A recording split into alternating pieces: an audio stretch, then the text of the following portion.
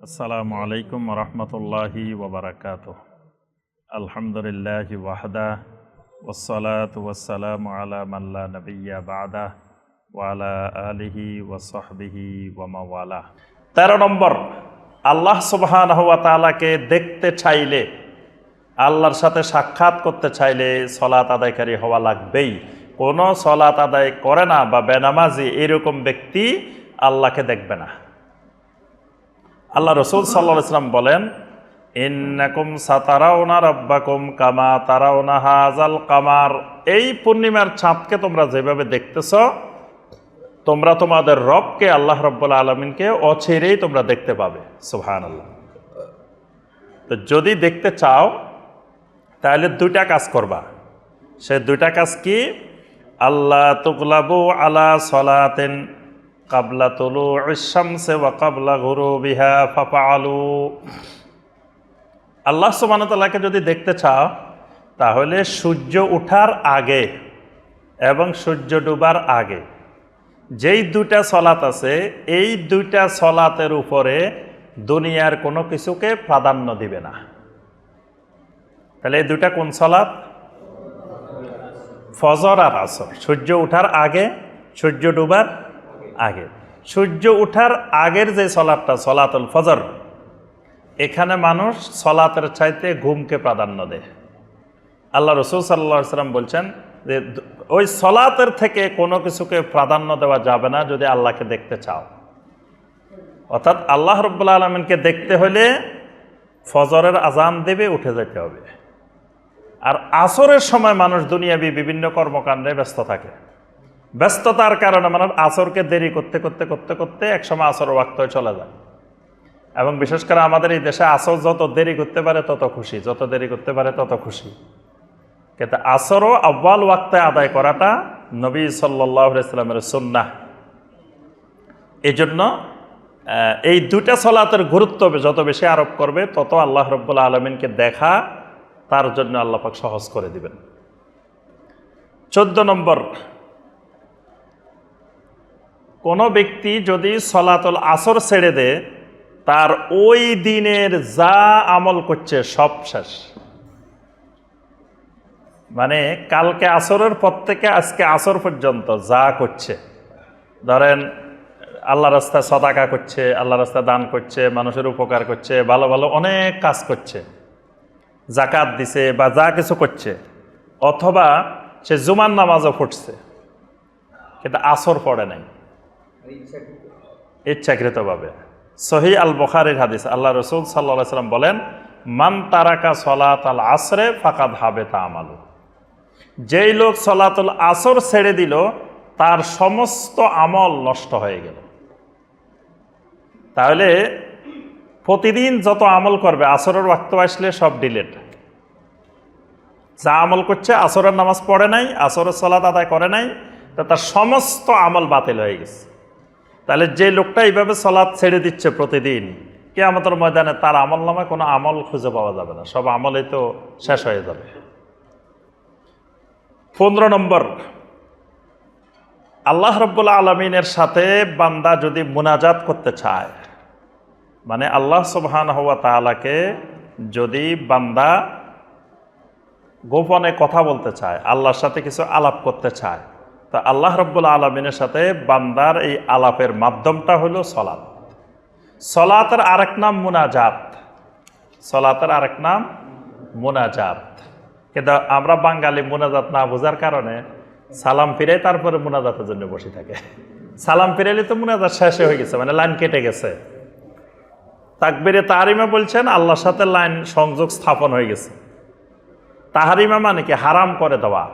তো কি হারাম করা হয়েছে? তাকবীরে তাহরিমার মাধ্যমে দুনিয়াবি সকল সম্পর্ক হারাম হয়ে গেছে, তাহরিম হয়ে গেছে। এখন সম্পর্কটা পুরোপুরি চলে গেছে আল্লাহর সাথে আর আমার সাথে।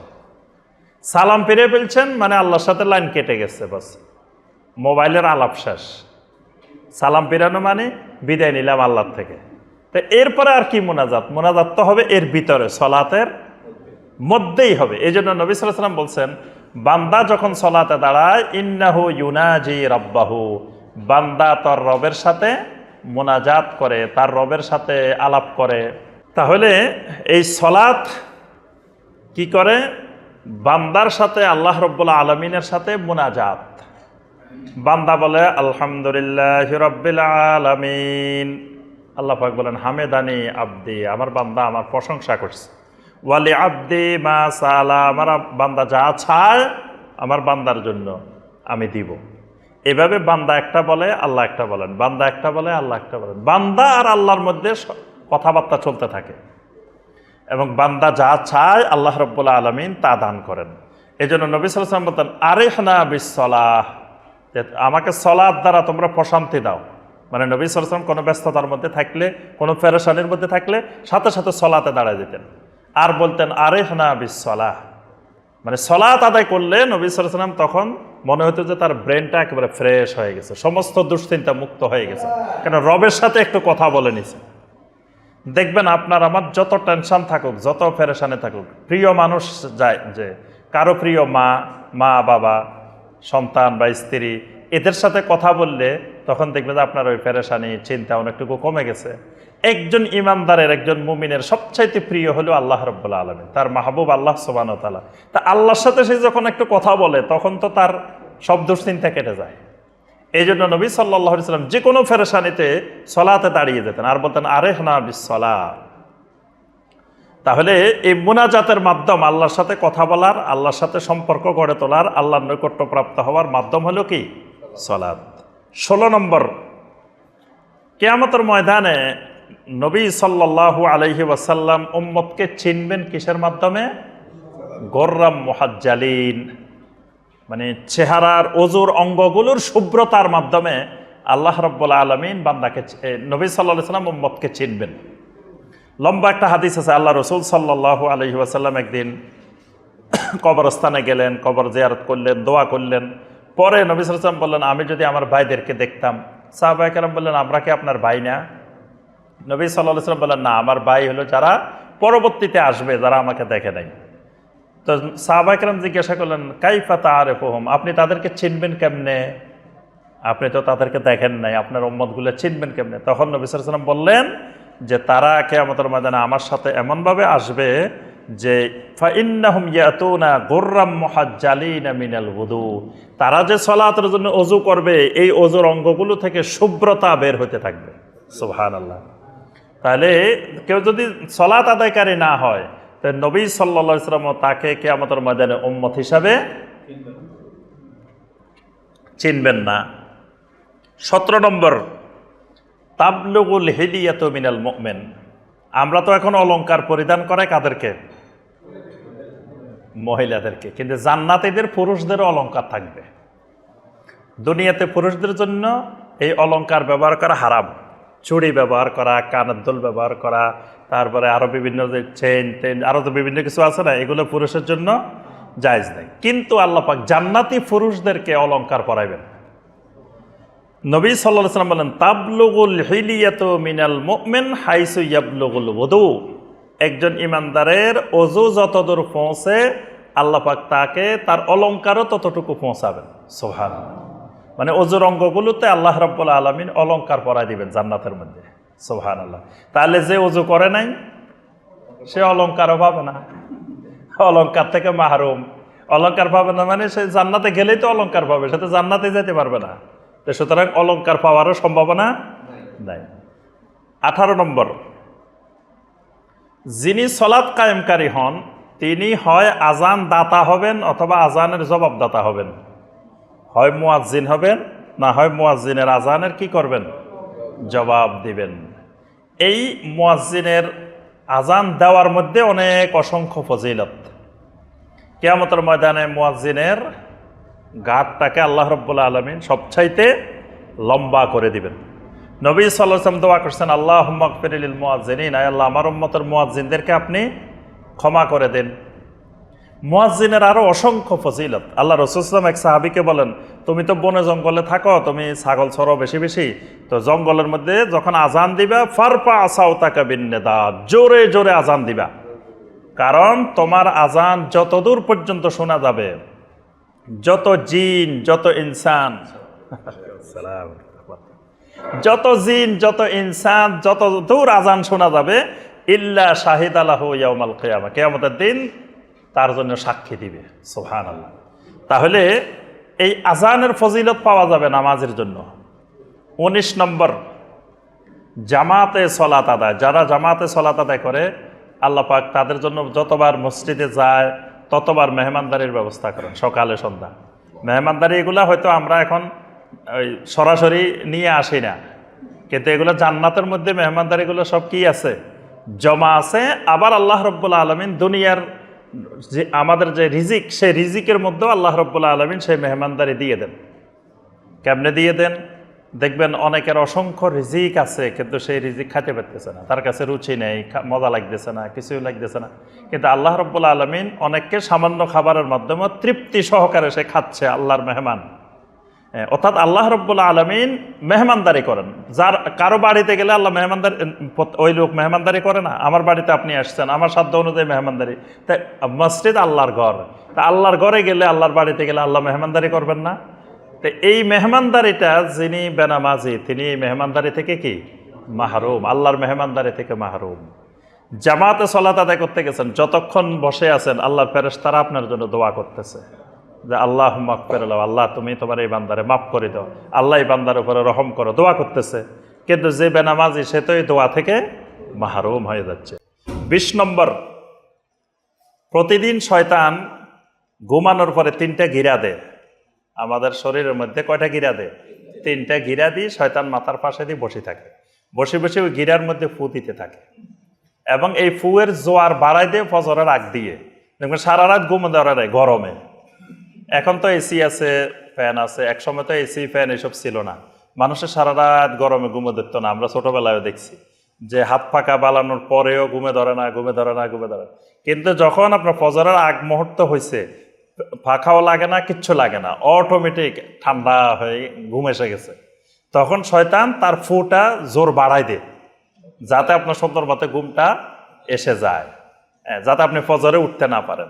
ফজরের ওয়াক্ত হয়, শয়তান বলে আলাইকা লাইলুন তাবিল ফারকুদ, তুমি আরো বিশ্রাম নাও, আরে এখনো অনেক রাত, এখনো অনেক সময় আছে, অনেক সময় আছে। এইভাবে করতে করতে হঠাৎ করে দেখছেন যে সূর্য উঠে গেছে। এইভাবে শয়তান মানুষকে এই গিরা দিয়ে বসে থাকে। তো যিনি সলাত আদায় করার জন্য উঠে যায়, তিনি উঠার পরে যখন দোয়া পড়েন একটা গিরা ছুটে যায়, যখন অজু করে আরেকটা গিরা ছুটে যায়, যখন সলাতে দাঁড়িয়ে গেছেন আরো একটা গিরা ছুটে গেছে। তাহলে এই লোকটা এবার সারাদিন, নবী সাল্লাল্লাহু আলাইহি ওয়াসাল্লাম বলেন, এই লোক সারাদিন যত কাজ করবে তখন তার মধ্যে একটা নাশিতান তাইয়িবান নফস, তার মধ্যে একটা প্রফুল্লতা থাকবে, আনন্দ থাকবে। দেখবেন এই লোক সারাদিন তার একটা মানসিক শান্তি থাকবে। আর যে লোকের গিরা খোলে নাই, 3 গিরা আছে, শয়তান সূর্য ওঠার পরে চলে যায়, আমার আর দরকার নেই, ডিউটি শেষ, এবার হে উঠলে উঠুক, না উঠলে নাই, অসুবিধা নেই। যাওয়ার সময় শয়তান বালা শায়তান ফি উযুনাইহি, নবী সাল্লাল্লাহু আলাইহি ওয়াসাল্লাম বলেন যে শয়তান তার 2 কানের মধ্যে প্রস্রাব করে দিয়ে যায়। গিরা তো আছে আছে, সাথে কি করছে? প্রস্রাবও করে দিছে। এবার সারাটা দিন তার অলসতার মধ্যে কাটে, কিছু ভালো লাগে না, খালি ঘুম আসে, কাজও ভালো লাগে না, এটাও ভালো লাগে না, মনও ভালো লাগে না, দিলও ভালো লাগে না। অর্থাৎ সে দুনিয়াবি এই প্রশান্তি থেকে মাহরুম। আর সলাৎ মানুষকে পৃথিবীতেও দুনিয়ার জীবনেও মানুষের মধ্যে প্রশান্তি নিয়ে আসে, মানসিক পরিতৃপ্তি নিয়ে আসে, উদ্যমতা নিয়ে আসে। দেখবেন নামাজি ব্যক্তি যে ফজরের সলাৎ আদায় করছে তার কাজের উদ্যমতা। আগে আমাদের মুরব্বীরা দেখতেন ফজরের নামাজ পড়ে মাঠে চলে যেতেন, সেই 9টার মধ্যে তার পুরো দিনের কাজ শেষ, মানে যে উদ্যমতা কাজের। আর যে 10টা বাজে উঠে গেছে সে সারাদিন করলেও এতটুকু করতে পারবে না। এইটা আল্লাহ পাক সলাতের মাধ্যমে দেন। সর্বশেষ আমরা যে কথাটা বলে শেষ করব, আমাদের শায়েখ এসে গেছেন, ইনশাআল্লাহ গুরুত্বপূর্ণ আলোচনা করবেন। সর্বশেষ কথাটা হলো যে সকল ইবাদত ফরজ হয়েছে জমিনে, কিন্তু সলাত ফরজ হয়েছে আসমানে। আল্লাহ রাব্বুল আলামিন মেরাজের রাত্রে সলাত কি করছেন? ফরজ করছেন। অন্যান্য গুলো আয়াত নাজিল হয়েছে জমিনে, আয়াত নাজিল হয়ে জাকাত ফরজ হয়েছে, হজ ফরজ হয়েছে, সিয়াম ফরজ হয়েছে, আরো অনেক কিছু জিবরিল আলাইহিস সালাম ওহী নিয়ে আসছেন, জমিনে ফরজ হয়েছে। কিন্তু সলাতটা আল্লাহ রাব্বুল আলামিন নবী সাল্লাল্লাহু আলাইহি সাল্লামকে সেই আকাশে ডেকে নিয়ে, সিদরাতুল মুনতাহায় ডেকে নিয়ে, তারপরে আল্লাহ পাক সেখানে যে বলছেন যে আপনার উম্মতের উপরে 50 বার, দৈনিক 50 বার সলাত আদায় করা ফরজ করে দিলাম। সর্বশেষ আল্লাহ পাক কমায় 5 বার করে দিছে। তাহলে এই এবাদতটার গুরুত্ব আমরা সহজেই বুঝতে পারি যে এটা জমিনে ফরজ হয় না, এটাকে আল্লাহ রাব্বুল আলামিন আসমানে ফরজ করেছেন। এছাড়াও সলাতের আরো অনেক শরীয়ী গুরুত্ব রয়েছে, শারীরিক গুরুত্ব রয়েছে, মানসিক গুরুত্ব রয়েছে, অসংখ্য দিক থেকে এই ইবাদতটির গুরুত্ব আছে। সম্মানিত ভাই ও বোনেরা, আমরা এই ইবাদতটা অবহেলা করে আজকে এটাই আমরা ছেড়ে দিছি। মুসলিমেরা এখন সবচেয়ে বেশি যে ইবাদতটা ছেড়ে দিছে এটার তুলনায় দেখবেন জাকাত আদায় করার মুসলমান অনেক আছে, অনেক বেনামাজিও জাকাত আদায় করে, কোটি কোটি টাকা জাকাত দেয় কিন্তু নামাজ পড়ে না। বেনামাজি হজও করে, অনেক বেনামাজি দেখছি ওমরা করে, হজ করে, এমনি 5 ওয়াক্ত নামাজ পড়ে না। তারপরে রমাদান মাসে সিয়াম পালন করে, তাও সালাত আদায় করে না, এরকমও আছে। অর্থাৎ মূল যে এবাদতটা, সেই এবাদতটাই শয়তান এই ক্ষেত্রে সফল, যে আমাদেরকে ওই এবাদতটা অলসতাপূর্ণভাবে ছেড়ে দেওয়ার সিস্টেম করে তুলছে সমাজের মধ্যে। আমাদের দেখা যায় হিসাব করলে প্রত্যেক পরিবারে আজকে বেনামাজি আছে, কারো স্ত্রী বেনামাজি, কারো ছেলে বেনামাজি, কারো মেয়ে বেনামাজি, কারো কেউ না কেউ বেনামাজি, বেনামাজির পরিবার, বেনামাজি আমাদের সাথে বসবাস করে। এজন্য সলাতের যে গুরুত্ব আমরা সংক্ষেপে আলোচনা করলাম, নিজেরা ইনশাআল্লাহ মৃত্যু পর্যন্ত সলাৎ পরিত্যাগ করব না, এবং পরিবার পরিজনকেও কোনো অবস্থায় সলাৎ পরিত্যাগ করতে দিব না ইনশাআল্লাহ। আল্লাহ পাক আমাদের সবাইকে, আমাদের বংশধর, কিয়ামত পর্যন্ত আমাদের জেনারেশন, আমাদের পরবর্তী বংশধর যতদূর যাবে, আল্লাহ পাক যেন পুরা বংশটাকে আল্লাহ নামাজি বংশ বানিয়ে দেন। কোনো বেনামাজি যেন আল্লাহ রাব্বুল আলামিন আমাদের বংশে না রাখেন। আল্লাহ পাক যেন সবাইকে সালেহীন বানিয়ে দেন। আল্লাহ রাব্বুল আলামিন আমাদের সবাইকে তৌফিক দান করুন। আমিন ইয়া রাব্বাল আলামিন।